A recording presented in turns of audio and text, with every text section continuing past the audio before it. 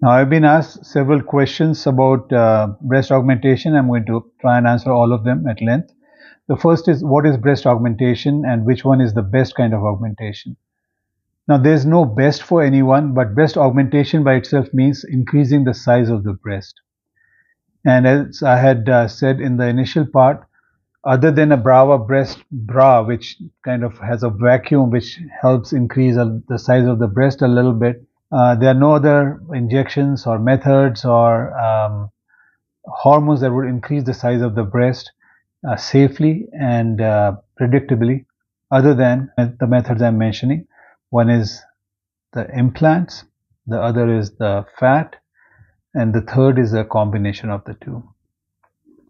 The second question I've been asked is, who is a candidate for breast augmentation?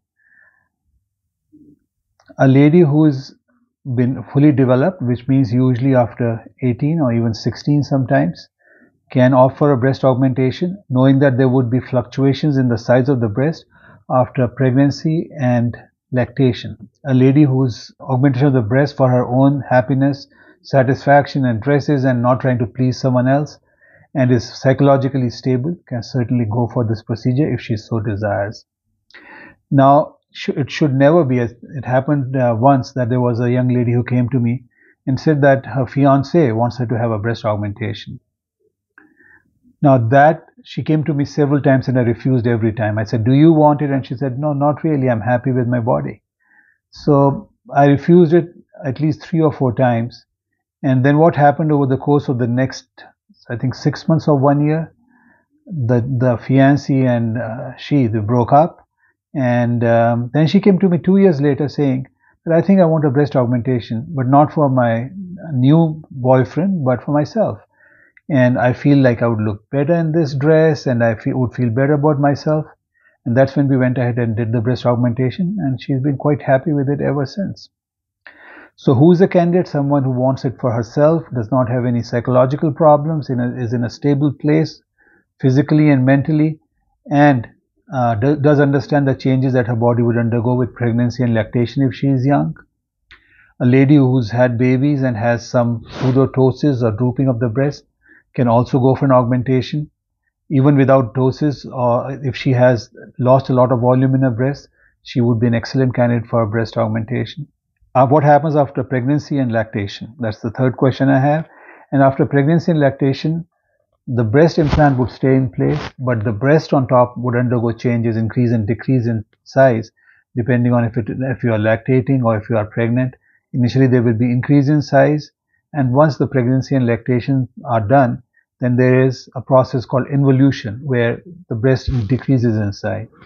It is difficult to predict if the breast is will go back to its original size, will become smaller, will become larger.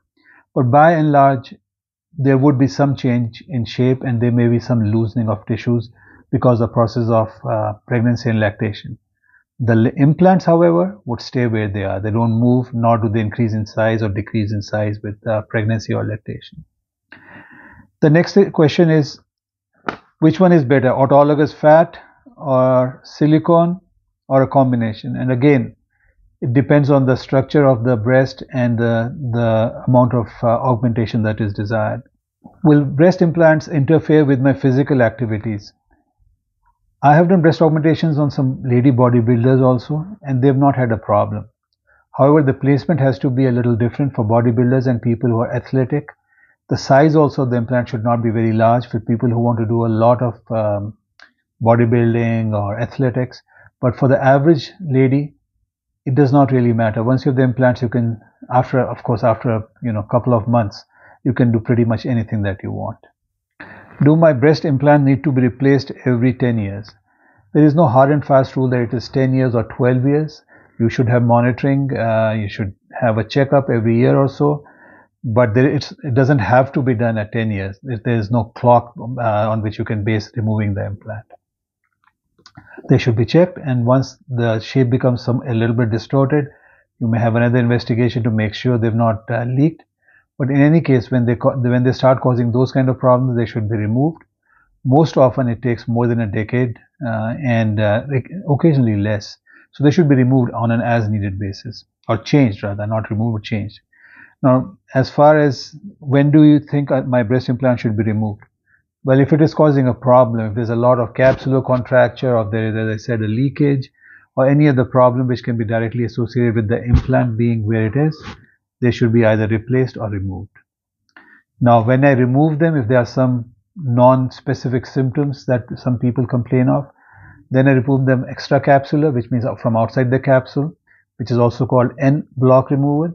But if it is just changing it because of leakage or because the implants have lost their shape, then it is done from inside the capsule, and I don't remove the capsule. If there's some problem with the capsule and some place of hardening, I remove or cut out a small part of the capsule. That is the problem. Sometimes I make radial incisions in the capsule so that a bigger implant can be put in place. That is when some people desire to have bigger implants put in place. Now the next question is, are breast silicone implants safe? They have a very long track record of safety. They are very rare complications, and one has to keep it in mind that nothing is 100% without side effects, risks, or complications, but the incidence is extremely low. Now the last question I have is, can a sagging breast be lifted by breast implants? If the breast implant is put beneath the breast or beneath the fascia, which is either submammary or subfascial, then it does give a little bit of a lift. If you put it behind the muscle, and if there is a lot of sagginess, one can have what's called a double bubble look. The rest of the chest is lifted, but the breast hangs down like a second bubble.